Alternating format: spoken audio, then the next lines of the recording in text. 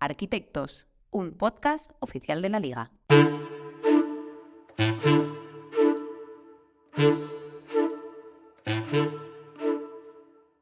Si la arquitectura se define como el arte de proyectar y construir edificios, se podría considerar que los clubes de la Liga también cuentan con sus propios arquitectos, los encargados de proyectar y construir jugadores, luego personas, pero también equipos, plantillas. Soy Roberto Benito y en Arquitectos vamos a conversar con personas implicadas en la dirección futbolística de los clubes para conocer mejor todo lo que conlleva esta labor. En este episodio recibimos a Rafa Sánchez, el secretario técnico de un Albacete Balompié que está pisando fuerte en la Liga Smartbank tras un ascenso histórico. Charlemos con él. Hola Rafa, muy buenas, bienvenido a Arquitectos, gracias por pasarte, ¿cómo estás? Muy bien, gracias a ti por esta invitación y la verdad que bastante contento de poder participar en este podcast. Para nosotros es un orgullo recibirte, al final, bueno, un perfil con mucha experiencia, tanto sobre todo en el fútbol no profesional, pero también ahora en el profesional, que por eso evidentemente hoy estás aquí. Es el secretario técnico del Albacete, como hemos comentado en la introducción. Y bueno, Rafa, antes de comenzar a adentrarme un poquito, digamos, en lo que estáis desarrollando en el Club Manchego, me gustaría comenzar hablando personalmente más de ti. No sé si nos puedes comentar cuál ha sido tu bagaje antes de llegar al Albacete. Pues yo antes de llegar al Albacete, yo venía del Córdoba, donde estuve 3 años también en dirección deportiva y anteriormente, tuve un periplo en China, donde estuve 2 años trabajando con la Liga precisamente y luego anteriormente el tiempo me he dedicado básicamente en temas de entrenador, estuve trabajando en cuerpos técnicos, análisis, como analista también he trabajado. Es verdad que he tocado bastantes palos hasta que llegué a dirección deportiva. Aunque hacía labores de scouting desde que estaba entrenador en cantera en el Córdoba, he hecho también labores de scouting y bueno, llegué a dirección deportiva y la verdad que descubrí y me di cuenta de que era donde más cómodo me sentía, donde más a gusto estaba y donde creo que mejor puedo desarrollar mi trabajo. Y bueno, estando en Córdoba, llegó Alfonso Serrano, conocí a Alfonso y bueno, cuando se le planteó la opción de este proyecto de Albacete, pues él, que para mí es el verdadero arquitecto, ya que el podcast se llama Arquitectos, el verdadero arquitecto de este proyecto es Alfonso y gracias a él, pues bueno, me ofreció la oportunidad de poder venir a Albacete con él y aquí estamos, ¿no? Ya llevamos casi 2 temporadas y la verdad que muy contento, muy agradecido a Alfonso por darme esta oportunidad de poder trabajar con él. ¿Cómo entiendes tú, Rafa, la posición de secretario técnico? ¿Cuáles dirías que son sus funciones principales? Pues mira, yo creo que hay una diferencia bastante grande entre lo que es director deportivo y lo que es el secretario técnico. El director deportivo, como el nombre dice, se encarga de la dirección de todas las áreas del club. Tiene que relacionarse con cuerpo técnico, toda la dirección de lo que son las áreas de servicios médicos, del área de comunicación también la relación con ellos, la organización del club en tema de cantera, tema de academia, o las relaciones luego con lo que son los dirigentes, ¿no? En nuestro caso con el CEO y con el director general. Y luego el secretario técnico, sus funciones son la organización de los scouts y recopilar y recoger toda la información que estos producen a través de los informes y hacer un filtrado para que le llegue la información precisa al director deportivo. En muchos casos también el secretario técnico actúa como mano derecha, digamos, del director deportivo, ¿no? Y si por lo que sea el director deportivo no está por cualquier motivo, por trabajo, por un desplazamiento, por lo que sea, es el secretario técnico el que un poco adquiere esas funciones del día a día en las relaciones con todas las áreas que te he comentado.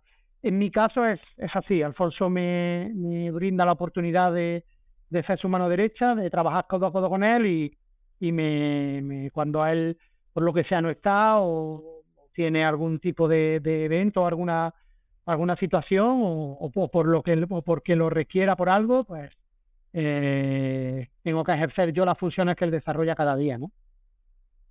has introducido ya la cuestión, lo que es puramente tu trabajo, ¿verdad? El hecho de, bueno, de organizar todo el equipo de scouts, informes, visionado de partidos. Entraremos más tarde en ello. Me gustaría, antes de llegar a ese punto, hablar sobre el proyecto que estáis haciendo, bueno, que lidera Alfonso Serrano, como tú bien has dicho, el arquitecto del Albacete. ¿Qué os proponíais cuando llegasteis en 2021? Pues mira, cuando nosotros llegamos en 2021, el equipo estaba en la fase final de la liga de segunda A y estaba prácticamente en descenso con unos números que era bastante difícil que pudiera sacar la situación adelante y salvarse. Entonces, nuestra llegada iba encaminada a hacer un equipo en primera ref, en la categoría primera ref, que además ese año era la primera vez que se competía en esa categoría porque nacía ese año.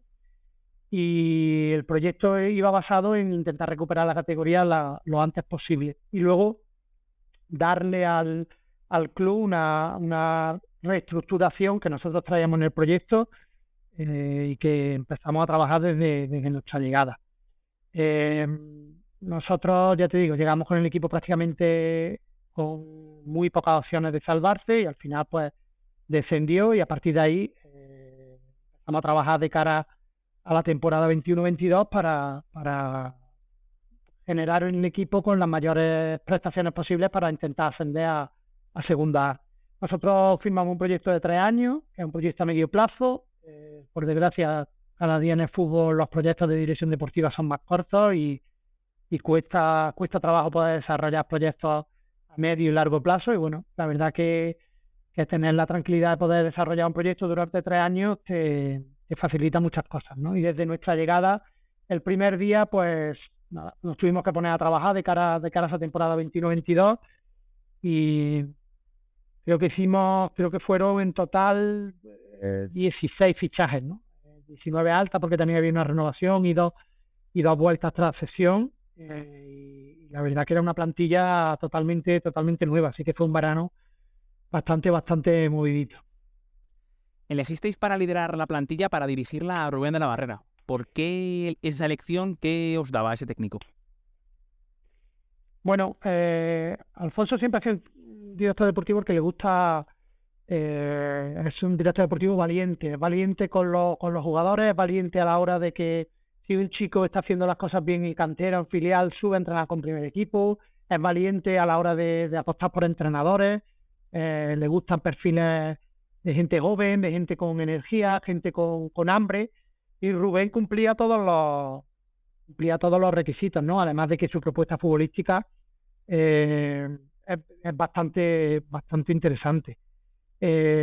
Bueno, se apostó por Rubén y la verdad que hizo un trabajo sensacional y llevó al equipo al fútbol profesional de nuevo, ¿no? La verdad que hizo un trabajo increíble y hay que estarle agradecidos porque la temporada, salvando un pequeño tramo al final, fue para enmarcarla, pero bueno, finalmente no fue a través de conseguir el campeonato, no de ser campeones, pero sí fue a través de unos playoffs, yo creo que brillantes, donde fuimos de menos a más y donde acabamos consiguiendo un ascenso que fue increíble, ¿no? Para mí personalmente fue algo increíble. Además en un escenario, la verdad que idílico, un escenario muy importante, muy imponente en lo que es la historia del fútbol español, Riazor. Y bueno, ese verano, Rafa, imagino que tuvo que ser muy difícil el hecho de estar el 1 de junio, el equipo todavía no había confirmado el ascenso, lo iba a luchar, pero claro, tu papel y de Alfonso era tratar de adelantar y anticipar para los movimientos que había que hacer ese verano, pero con la dificultad de no saber si el equipo iba a estar en la Liga Smartbank o en Primera Ref. ¿Cómo de difícil es manejar esa situación y cómo la recuerdas? Pues sinceramente dificultad Vale. no como tal no es, ¿no? Porque Vale. realmente nosotros tenemos en el despacho unas pizarras y simplemente teníamos separados de perfiles de jugadores que nos podían, que nos encajaban para dos escenarios. Vale. Claro, porque hay muchos jugadores que a lo mejor a ti te pueden encajar perfectamente para Primera Ref y para Segunda A, pero otra cosa es que les pueda encajar a ellos. Porque a lo mejor esos jugadores pues son jugadores que ya tienen un bagaje en segunda A y que no van a bajar a segunda red. Pero tú tienes tu lista de destacados. Sí que tienes claro que a lo mejor hay ciertos jugadores que te pueden valer para primera red, pero puedes tener a lo mejor algunas dudas para segunda A, ¿no?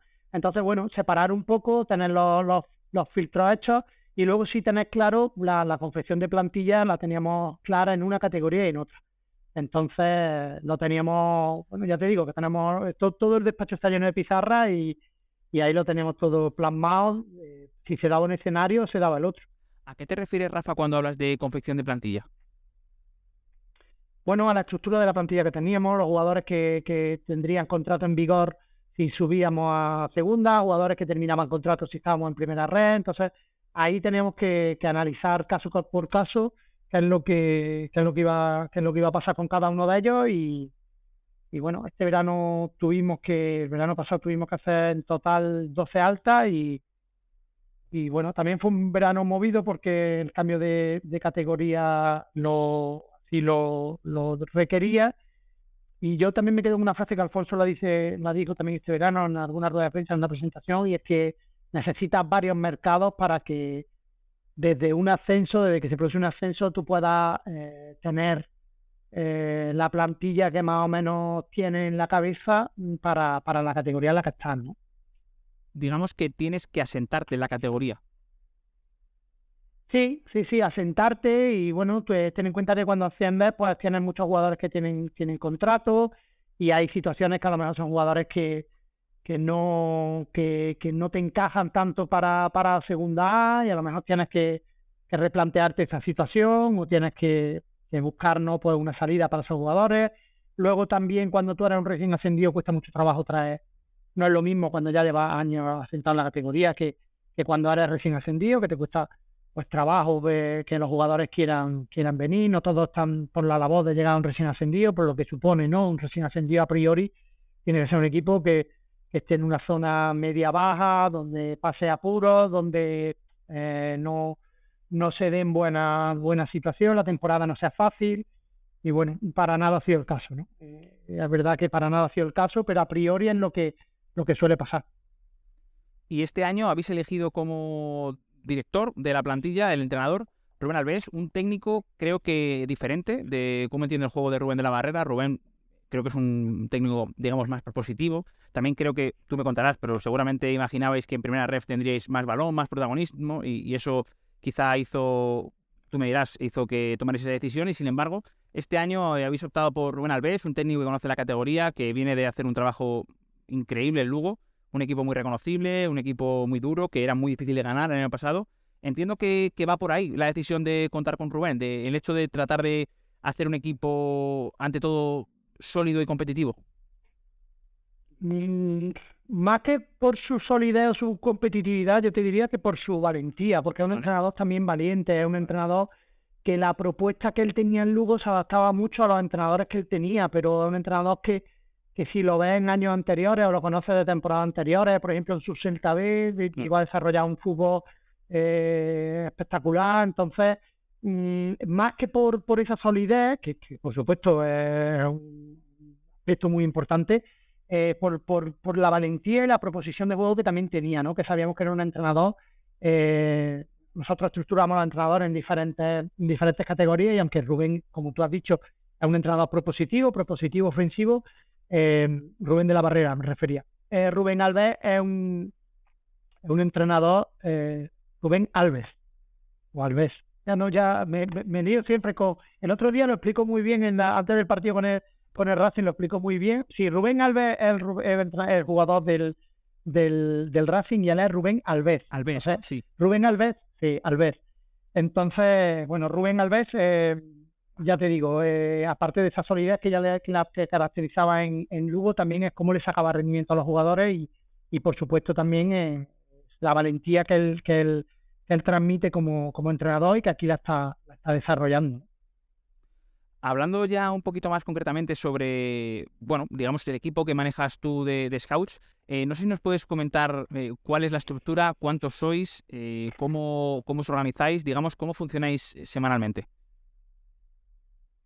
Mira, nosotros hasta Hasta la temporada pasada éramos 3 personas en dirección deportiva únicamente. Luego entró un chico en práctica, éramos Alfonso y yo, y luego Marco, que también estaba con nosotros en dirección deportiva. Marco salió este verano y porque él montó otra empresa por otro lado con el tema de la propiedad y tal, ¿no? Entonces nosotros nos quedamos Alfonso y yo y luego tenemos dos chicos, 2 scouts que no están ni a jornada, están a media jornada porque estando como estamos como ya te digo, siendo un recién ascendido y con el límite que tenemos, pues llegamos hasta donde llegamos, ¿no? Pero bueno, estamos intentando desarrollar el trabajo de la mejor manera posible, intentando recabar la mayor información posible de las ligas que podemos controlar y la verdad que, bueno, muy, muy contentos con el trabajo que están desarrollando. ¿Cómo os organizáis? Quiero decir, semanalmente, ¿cuántos informes le pides a los scouts? Imagino que les especificas... Va en función de los partidos que van viendo, en función también de los desplazamientos, si se desplazan o no se desplazan. Nosotros nos desplazamos siempre los fines de semana, Alfonso y yo, entonces en vivo nosotros damos más volumen de partidos que ellos. Ellos son un trabajo más de vídeo, de visionado en vídeo y en ocasiones de vivo, pero nosotros normalmente los que más nos desplazamos para hacer el visionado en vivo somos Alfonso y yo. Alfonso suele acompañar siempre al equipo, pero aprovecha también esos desplazamientos para moverse por la zona donde juega el equipo y ver partidos. Y yo voy bastante, porque la verdad que disfruto mucho viendo al equipo, voy bastante a ver el equipo, pero suelo desplazarme más sin tener en cuenta que el equipo juega afuera, juega en casa. La verdad que somos nosotros los que nos desplazamos más en vivo. Y a estos scouts, imagino que eres tú quien les dices qué partidos tienen que ver, organizas, digamos, ese proceso de qué se ve, cuándo se ve y demás. No, ellos tienen establecidas las ligas. Vale. Ellos tienen establecidas las ligas y el control de las ligas es cosa de ellos. No creo que tenga mucho sentido tener que decirle yo, pues, mírate al Fuenlabrada esta semana, o mírate, sí que hablamos, toda la semana hablamos, yo diría que casi a diario, ¿vale? Y sí que hablamos de lo que están viendo, de por qué sí, de por qué no, pero por ejemplo, yo no le voy a decir qué partidos tiene que ver cuando a lo mejor, te pongo un ejemplo, asalta a un jugador joven que ha debutado en el Fuenlabrada, lleva pocos minutos y da la casualidad de que el otro día veo el Fuenlabrada en vivo, pues te pongo por ponerte un ejemplo, Sí. ¿no? Y el chico está bien, hace un buen partido, entonces a partir de ahí yo hablo en este caso es Víctor, que se encarga de primera ref, hablo con él, le comento y bueno, él ya lo había visto y bueno, a partir de ahí pues empieza un seguimiento y a lo mejor pues esta semana me imagino, no lo sé porque no lo he hablado, pero seguro que se descargará el partido, verá si este chico ha jugado, si no ha jugado. Hablo de un chico que ha irrumpido ahora en el Fuenlabrada y por ponerte un ejemplo, ¿no? Que pueda ser De tantos. como hay puede haber. Claro. Sí, claro. Pero sí que tenemos esa relación. Entonces sí que a lo mejor, oye, mírate que ha salido esto, mírate tal, mírate. Pero no como tienes que ver esta semana estos partidos, tienes que ver, no, porque al final puede ser que en un equipo haya 8 o 9 chicos que son interesantes y en otro equipo a lo mejor pues haya uno o no haya ninguno, ¿no? Entonces, quien mejor lo sabe es la persona que va siguiendo esa liga diariamente. Y en ese caso, Rafa, el informe, por ejemplo, en ese partido hipotético que comentas de que hay un equipo en el que hay 8 o 9 jugadores interesantes y en el otro 2 o 3, por poner unas cifras aleatorias, ¿el informe se hace de todos los jugadores que han jugado o solo de los que interesan? O de los que han gustado, digamos. A ver, nosotros hacemos los informes de todo. ¿Vale? Nosotros hacemos los informes cuando se ve un partido, lo hacemos de todo. También es verdad que nosotros, por la herramienta que utilizamos, tardamos muy poquito en hacer los informes de los partidos, ¿vale? Nosotros es una herramienta que tenemos propia a través de un desarrollador con el que trabajamos que se llama Diego Lara, y la aplicación es Goal Scout. Entonces nosotros trabajamos con el móvil y desde el móvil metemos los informes tal y como estamos viendo el partido, bien en vivo o bien si lo estamos viendo en vídeo. Entonces metemos la información y a través de ahí directamente, automáticamente se carga en una web con la que trabajamos también y que tiene unos informes dinámicos de Power BI donde se ve los informes casi al instante. Entonces, metemos la información de los 22, los valoramos, y esta información, pues, sí que es verdad que ahora en este proceso que estamos ya un poco más de afinamiento, un poco más de lo que se le llama calidad, ¿no? Anteriormente cantidad, o de lo que se le llama en neto y anteriormente en bruto, depende de quién lo diga, pues en estos momentos sí que vemos a lo mejor cosas más concretas para fijarnos en un jugador concreto al que le estamos haciendo un seguimiento. Pero sí que cuando vemos un partido se marcan, se anotan y se le pone una valoración a los 22 y a los que han salido a lo mejor desde el banquillo siempre que hayan jugado un mínimo de minutos, ¿no? Por lo menos. Nosotros tenemos establecido hasta el 75. A partir del 75, pues si los jugadores no lo valoran, que puede ser que a veces un jugador salga en el 75 y revolucione el partido y tengas que hacer un informe porque así lo ha requerido, ¿no? Claro, así lo merece por esos minutos cada de calidad, pero normalmente nos marcamos ese minuto. Y a la hora de ver en bruto y en neto, ¿cuáles son los periodos de la temporada en los que veis en bruto y en los que veis en neto? Hasta el mercado de enero. Vale. Hasta el mercado de enero. Sí que es verdad que en diciembre, ya en función de las necesidades, sí que también hacemos ese neto mezclado con el bruto, porque es de cara a lo que vamos a intentar firmar en enero. Pero a partir del mercado de enero es cuando ya te centras directamente en el siguiente mercado, ¿no?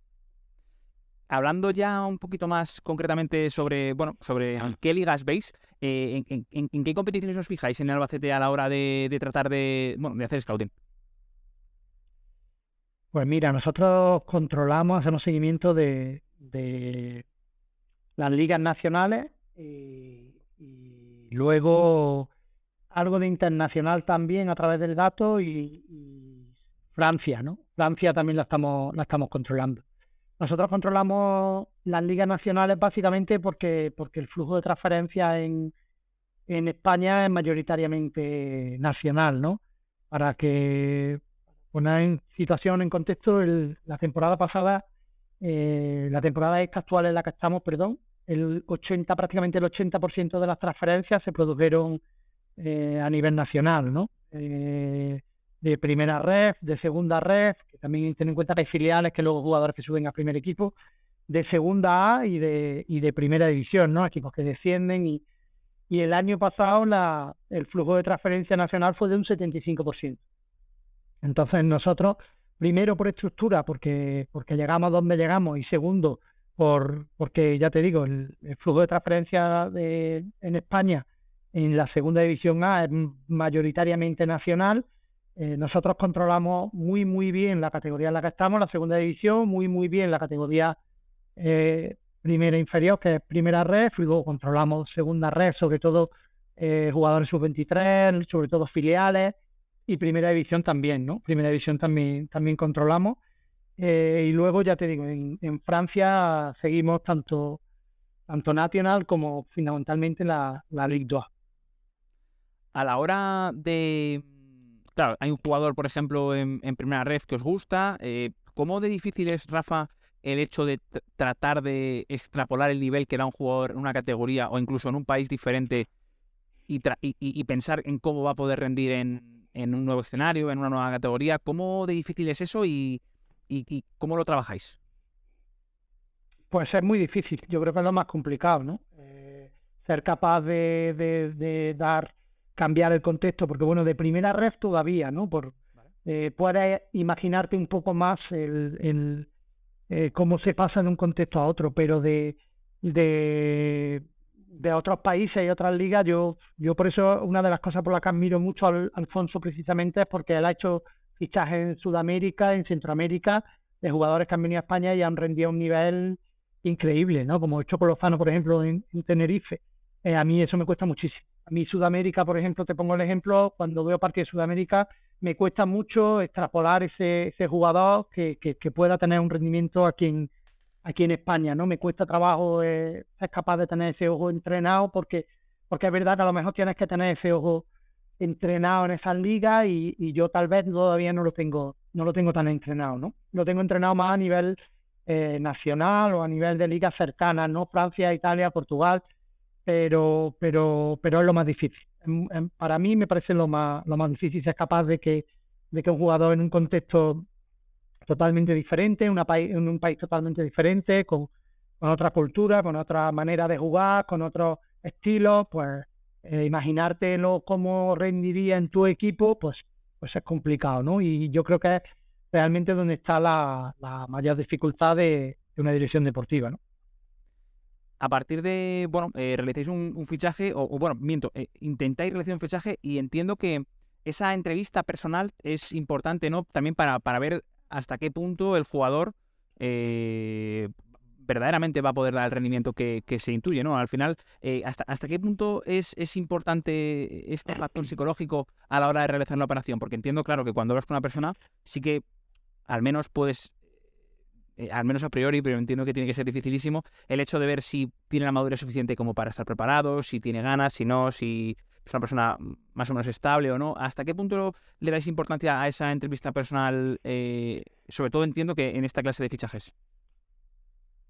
Pues a mí me parece también un aspecto súper importante porque es el que no ves, el aspecto que más difícil es de poder cualificar o cuantificar, ¿no?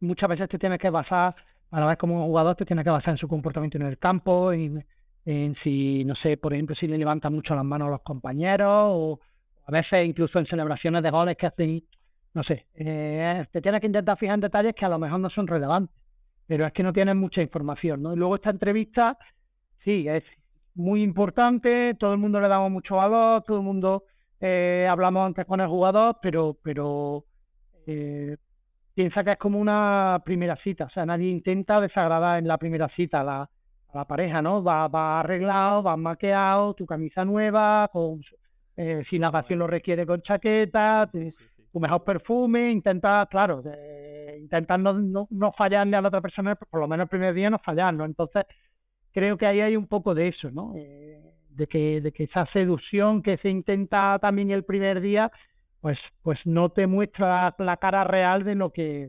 realmente hay, por un lado y por otro, ¿eh? No solamente por parte del jugador, sino también por parte de... Entonces, claro, complica, ¿no? Esa entrevista, ¿qué punto de valor le tienes que dar? Bueno, sí que es verdad que, por ejemplo, aquí en España tú puedes pedir referencias, ¿no? Que sí, que también hay que ponerlas contextualizadas, porque ¿quién te da la referencia? ¿Por qué te da la referencia? Es un entrenador con el que le ha ido mal, pues te habla mal del jugador, otro entrenador con el que le ha ido muy bien, te habla muy bien. Entonces hay que contextualizar, ¿no? Y es verdad que yo hay una frase que ya me la hago mía, vamos, porque es verdad que no conoces a un jugador hasta que no lo tienes. Cuando realmente conoces a un jugador es cuando lo tienes. Tú puedes tener una percepción de él, tanto futbolísticamente como personalmente. Hasta que no lo tienes, no conoces a un jugador. Al final es cuando ves el día a día, verdaderamente, ¿no? Cuando ya no tienes esa primera cita, ¿no? Que hablaba Rafa, muy interesante ese concepto, porque además es que tiene todo el sentido desde un punto de vista psicológico. Entrando en el terreno de la configuración de la plantilla, ¿cómo se produce ese proceso, Rafa? Porque nos has comentado que, tú y tu equipo elaboráis, digamos, una serie de perfiles, le dais a Alfonso una lista, digamos, filtrada de los jugadores que pueden interesar. Y a partir de ahí, ¿cómo se configura ese proceso? Entiendo que entre tú, Alfonso, el entrenador, no sé si entra también la propiedad. ¿Cómo se configura ese proceso? Pues mira, básicamente a partir de que tenemos esos listados de jugadores, luego les vamos haciendo un seguimiento, los vamos viendo, nosotros los analizamos mucho. Alfonso y yo trabajamos en el mismo despacho y ahí tenemos una tele grande donde continuamente estamos pasando jugadores, los vamos viendo, vamos analizando situaciones, y luego también partiendo siempre de la base de qué es lo que vamos a tener el año que viene, ¿no? Qué jugadores van a continuar porque tienen contrato, qué jugadores terminan contrato, con qué jugadores estamos tratando una renovación y si es viable esa renovación o no es viable esa renovación. Y luego, pues eso, vamos analizando una vez que ya se ha hecho el trabajo en bruto, digamos, pues ya pasamos a analizar pues casos más puntuales, vamos viendo acciones de jugadores concretas, les vamos haciendo un seguimiento, vamos viendo partidos de ellos, vamos poco a poco viendo si esos jugadores encajarían en lo que nosotros vamos a necesitar para la temporada siguiente, ¿no? Y una vez que tenemos esas opciones, bueno, Alfonso tiene relación diaria con el míster y bueno, entre ellos pues van hablando de los diferentes nombres, las diferentes opciones y de cara a la confección de la plantilla, pues la opinión del míster es muy importante también, ¿no? Y bueno, ellos mantienen una relación diaria y a través de esa relación, pues muchas veces van saliendo los nombres que nosotros estamos manejando, el entrenador también los va viendo y vamos de un poco confeccionando la plantilla de ese modo, ¿no? Imagino que, claro, no sé si tenéis alguna premisa a la hora de configurar la plantilla, el hecho de, bueno, por ejemplo, recuerdo la intervención de Cata que hablaba de, bueno, que tenía un 50% de jugadores, tenía como entre un grupo de 10, 12 jugadores que se repartían un 50% de los minutos y que eran, digamos, como, digamos que ocuparían como un primer nivel. A partir de ahí entraría un segundo grupo de 4 o 6 jugadores. El siguiente serían ya canteranos. No sé si vosotros, o a lo mejor 2 jugadores de nivel por posición, o uno de nivel y uno que le compita. No sé si tenéis alguna premisa a la hora de configurar la plantilla. Sí, lo escuché y me pareció súper interesante lo que dijo Cata. Nosotros, la configuración de plantilla, te hablo de cara al año que viene, por ejemplo, ¿no? Para ponerte un ejemplo real, va en base un poco a lo que nosotros tenemos, las posiciones que tenemos y lo que vamos a demandar de cara al año que viene, ¿no? Vale. Entonces, yo creo que lo ideal en una plantilla es tener una plantilla equilibrada. Nosotros tenemos muy en cuenta el tema del equilibrio y es una de las máximas que nos aplicamos en el día a día a la hora de confeccionar la plantilla, a la hora de hacer los fichajes. Es que la plantilla tenga un equilibrio económico, es decir, que no haya grandes diferencias, que haya una masa de jugadores amplia que tengan un rango de salario que esté más o menos ajustado, que no se te vaya nadie no se te vaya nadie por arriba, no se te vaya nadie por abajo, que estén las cosas equilibradas. Luego también equilibrio de edad, que tengamos una plantilla, la verdad que nos gustan los jugadores jóvenes, jugadores con energía, pero luego dice jóvenes, Michael Mesa tiene 30 o casi 30 y tiene más energía o sea que hay que evaluar también caso por caso, pero sí que somos de que nos gusten los jugadores con energía, ¿no? Y es verdad que la juventud te da bastante energía. Luego también, además de equilibrio, por supuesto, equilibrio por posiciones, ¿no? Una plantilla que tenga 3, 4 laterales derechos y no tenga nada más que un lateral izquierdo, pues ahí estás cojo, ¿no? Hay que intentar que la plantilla esté equilibrada, tienes que intentar tener todos los puestos lo más equilibrados posible, intentas tener un par de jugadores por posición y normalmente pues no te da para tener una plantilla con 22 jugadores pues con el mismo salario, con el mismo nivel. Tienes que, en muchas situaciones tienes que apostar, ¿no? Pero esa regla de tener un bloque A, un bloque B va muy en función de lo que tienes y de lo que vas a demandar, ¿no? De cara a la próxima temporada.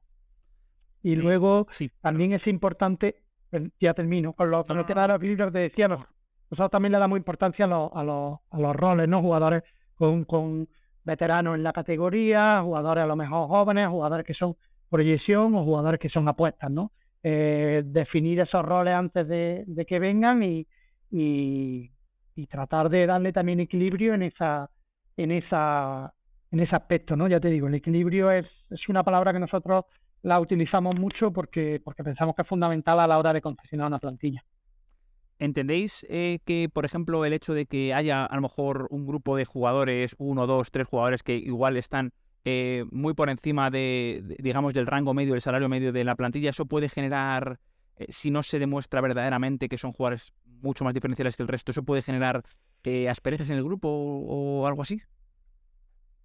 Sí, hay que intentar siempre, claro, imagínate, ¿no? Te pongo un caso que no es el nuestro, ¿no? Pero imagínate que tienes que los 3, 4 jugadores que más cobran en la plantilla, pues no acumulan minutos, no están teniendo un buen rendimiento, no están bien en vestuario, pues eso te genera un problema, claro, en cualquier plantilla, claro, eso pesaría, ¿no? Pero no en nuestro caso, ¿no? En nuestro caso, ya te digo, la plantilla está más o menos equilibrada, creemos que bien equilibrada, y luego dentro de ese equilibrio, pues la verdad que y también tenemos una suerte enorme de que el grupo que tenemos es un grupo sensacional, ¿no? El vestuario, tanto el de la temporada pasada como el de esta temporada, son dos vestuarios increíbles. El de esta temporada es un vestuario lleno de buenas personas, lleno de buenos jugadores, lleno de gente con mucha hambre. Entonces, la verdad que a nivel de vestuario no se producen esos problemas a día de hoy con nosotros.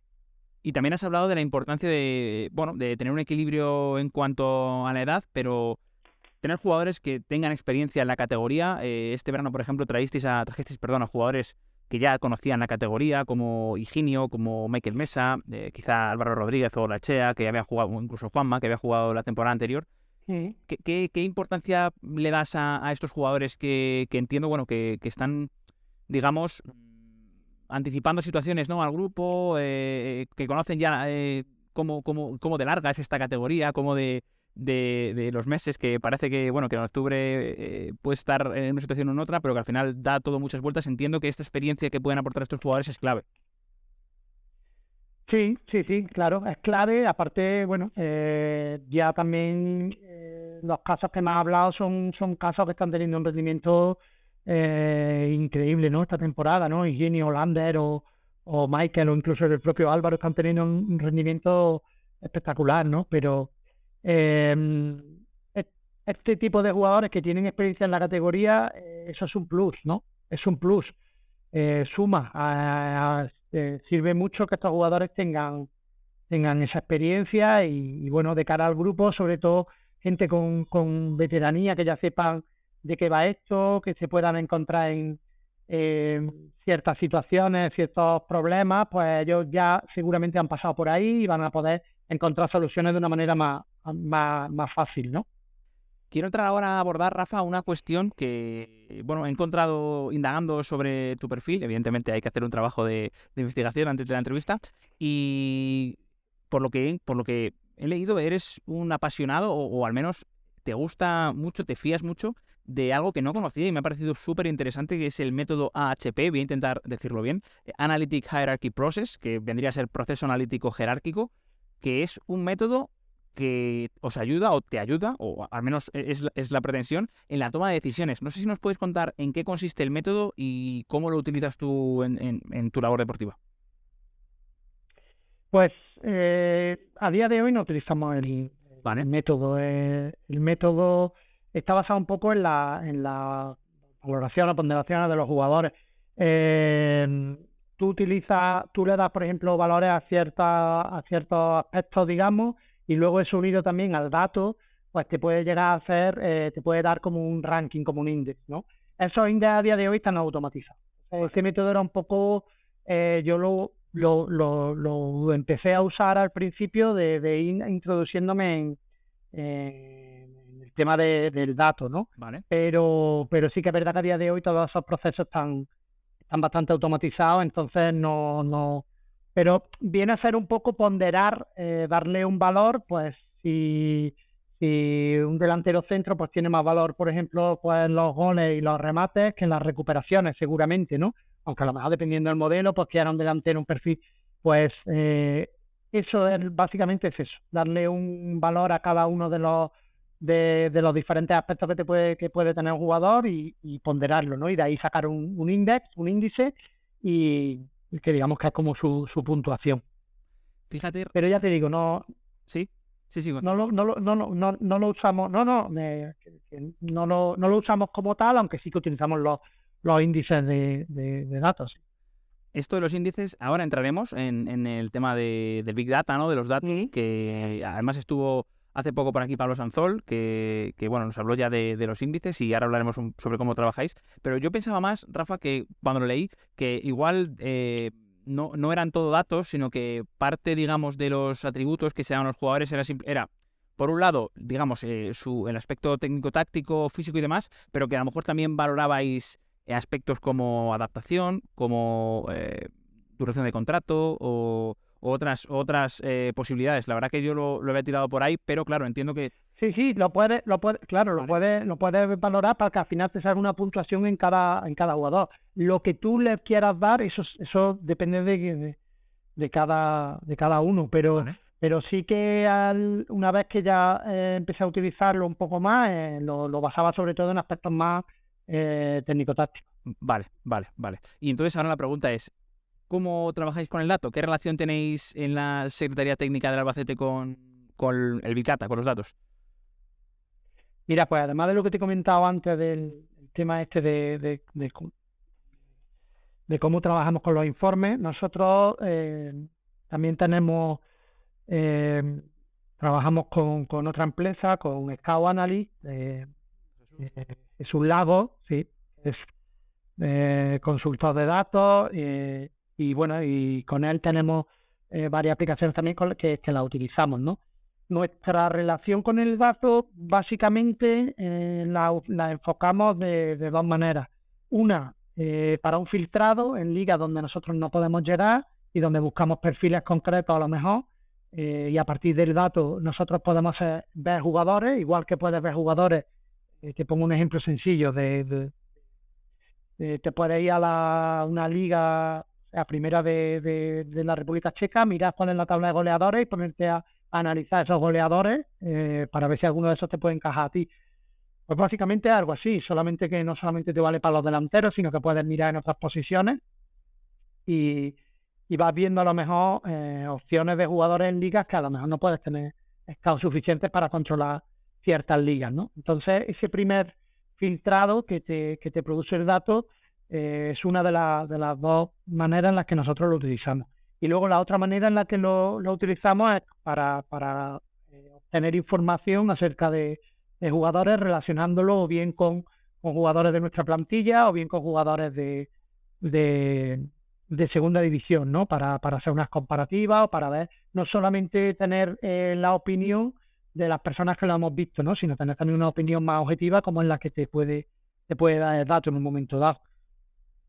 Entonces, por lo que he entendido, generáis un index para tratar de buscar en esas ligas en las que no llegáis talento que sí que podría ser interesante para después verlo, por tanto ahorráis tiempo, ahorráis costes también de personas que estarían ahí, y ahí busquéis un perfil concreto mediante el index que me has comentado que, por poner un ejemplo, por ejemplo, si es un delantero, sería, otorgamos 3 puntos a los goles que ha metido, 2 a los duelos aéreos que gana, 2 a la eficacia en duelos aéreos y 1 a los pases del último tercio. Podría ser algo así, y en base a eso, digamos que vais, haciendo un embudo, ¿no? Con los jugadores. Es tal cual. Tú le das un peso a cada una de las métricas y en función de las posiciones utilizas unas métricas u otras y un peso u otro y a partir de ahí obtienes un listado de jugadores que te pueden encajar más o te pueden encajar menos, pero que con los datos y los parámetros que tú has marcado, pues te salen, ¿no? Y a partir de ahí, una vez ya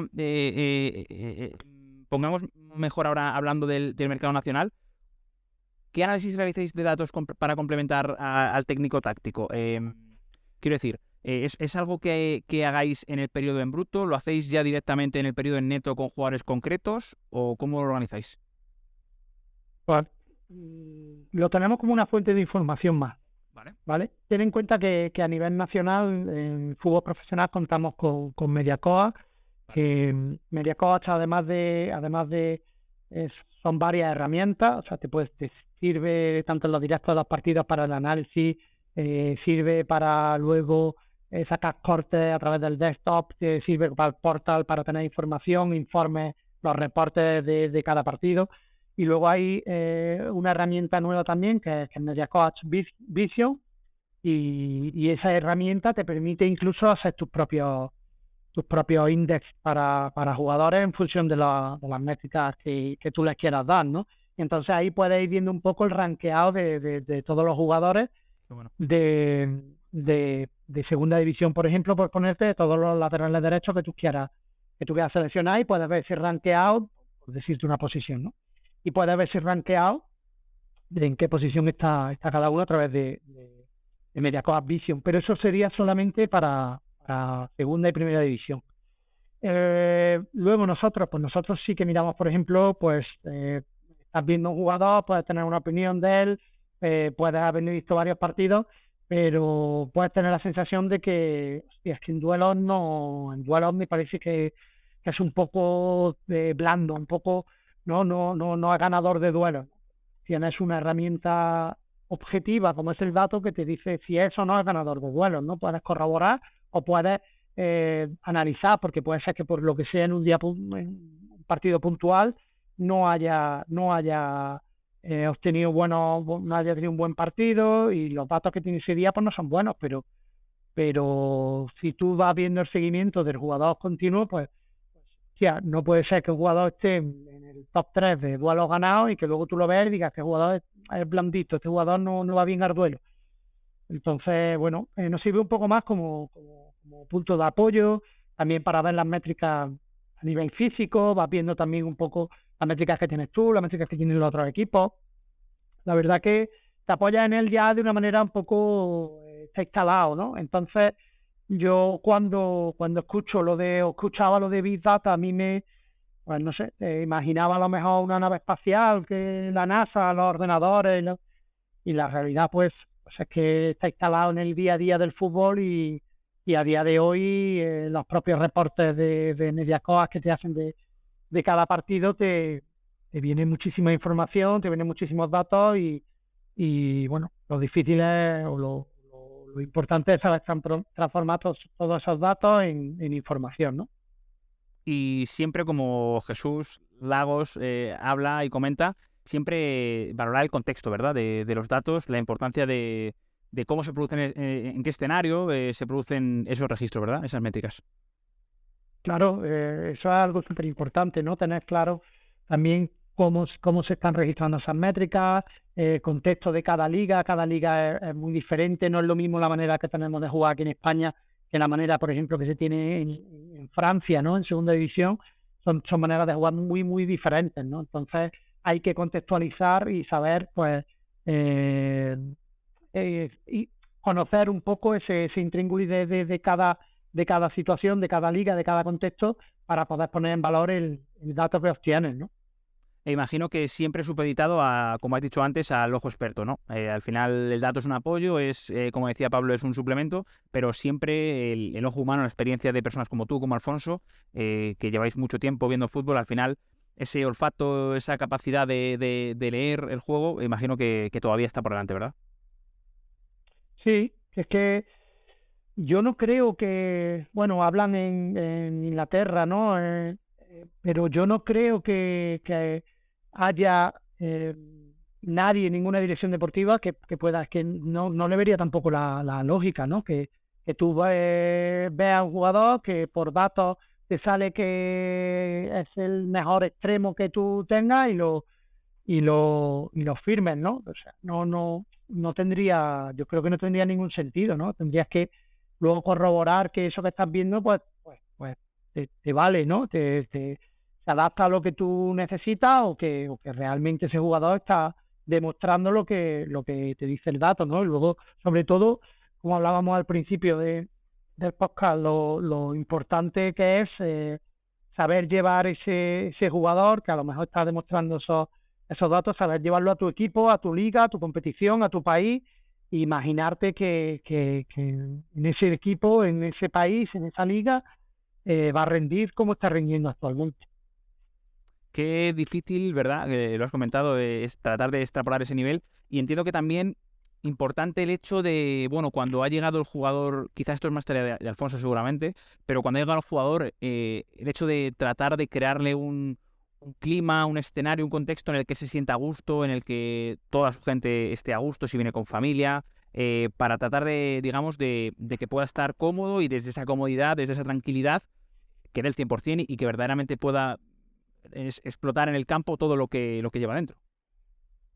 Claro, ten en cuenta que al final la materia prima del fútbol son los futbolistas. Entonces, hay que intentar que los futbolistas desde su llegada, desde su aterrizaje a la ciudad o al club, se sientan lo más confortables posible, que se sientan bien, que tengan las mejores instalaciones posibles para poder entrenar, para poder desarrollarse, los mejores campos, que por parte del club seamos capaces de darles todo lo que esté en nuestra mano para que primero la adaptación sea lo antes posible, que encuentren casa lo antes posible, que es un tema importante, muy importante, que puedan estar lo antes posible en su casa, en su hogar, y a partir de ahí que el club le podamos facilitar todo lo que el jugador pueda demandar para que se sienta bien, se sienta cómodo, se sienta a gusto y pueda rendir al máximo nivel, ¿no? Se pueda ser capaz de toda la exigencia que supone el fútbol profesional, pues poderla llevar a cabo, ¿no? Ganamos ya la recta final de la entrevista, pero se me ha quedado en el tintero, la verdad, una pregunta que creo que es interesante, que tiene que ver con el scouting, con el seguimiento de jugadores. Rafa, has dicho que bueno, le das mucha importancia y tanto tú como Alfonso estáis viajando permanentemente para ver partidos en vivo, mientras que bueno, los scouts lo hacen más por televisión, imagino que por una cuestión de recursos. ¿Hasta qué punto es para vosotros importante el hecho de verles en directo? Entiendo que por observar esa clase de reacciones que hemos comentado antes, que nos acercan un perfil psicológico. ¿Y cuántas veces le vais a ver? Si tenéis en cuenta el hecho de que juegue en casa, fuera, que sean derbis, que no. ¿Qué requisitos a la hora de hacer scouting tenéis establecidos? Mira,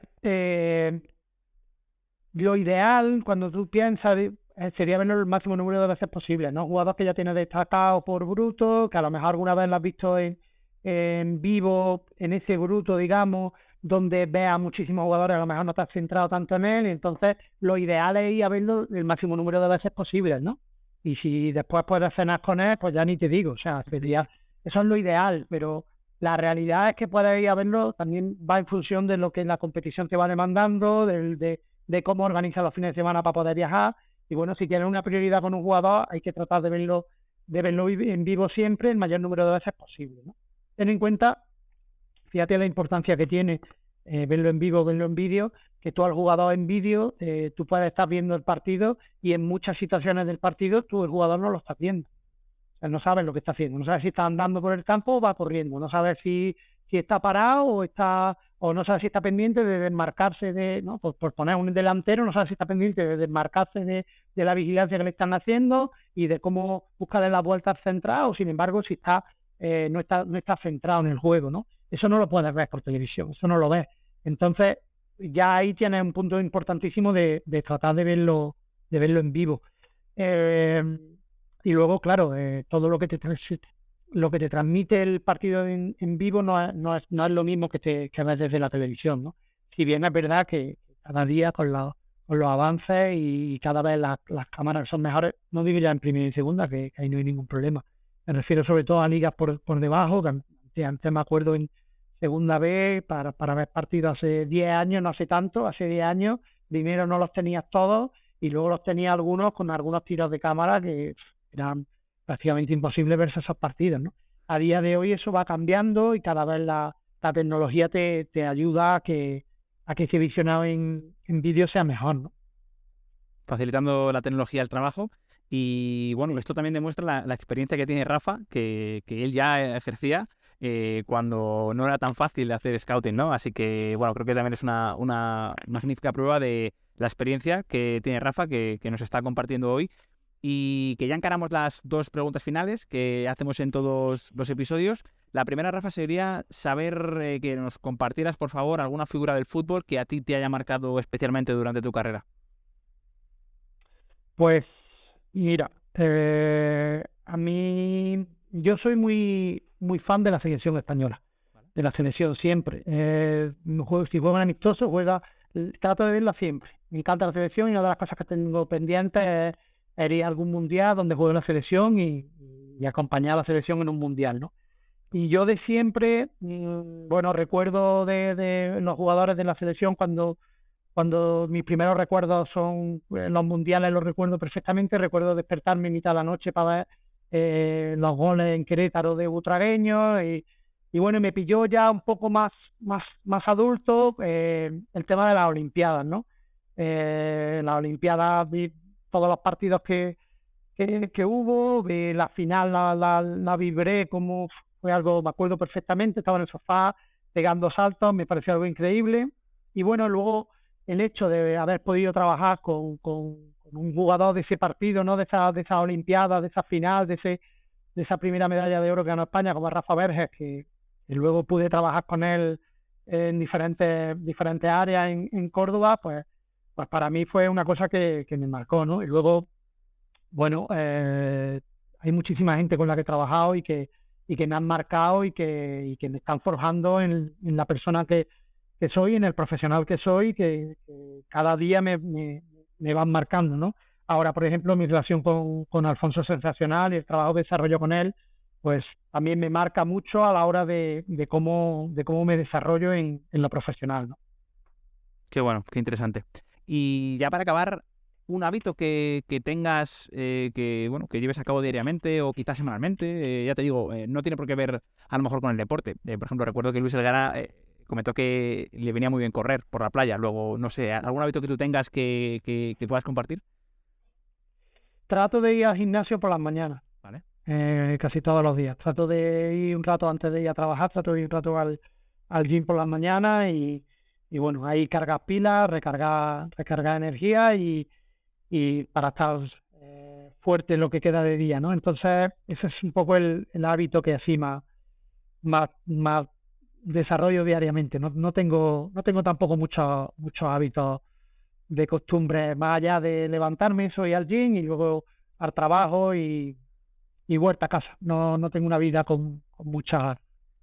Y ahí a echar horas, a ver fútbol continuamente. Bueno, yo creo que lo de gimnasio es un gran hábito. Al final está más que demostrado que, bueno, mens sano in corpore sano, ¿no? Siempre se ha dicho y actualmente hay 1000 estudios por pares de todas las maneras que, bueno, que demuestran la eficacia del deporte, ya no solo para el deporte, sino para el cuerpo, sino para la mente también, ¿no? De tomar decisiones, de estar fresco, de tener esa capacidad, ¿no? En un puesto como el tuyo, que se toman tantas decisiones, que, bueno, hay tanta... digamos, no te voy a decir presión, pero que que al final que las decisiones, digamos, que no tienen tanta planificación, ¿no? Que al final hay momentos donde hay que decidir rápido y hay que tener la mente muy fría, muy clara, así que bueno, gran hábito ese del gimnasio, Rafa.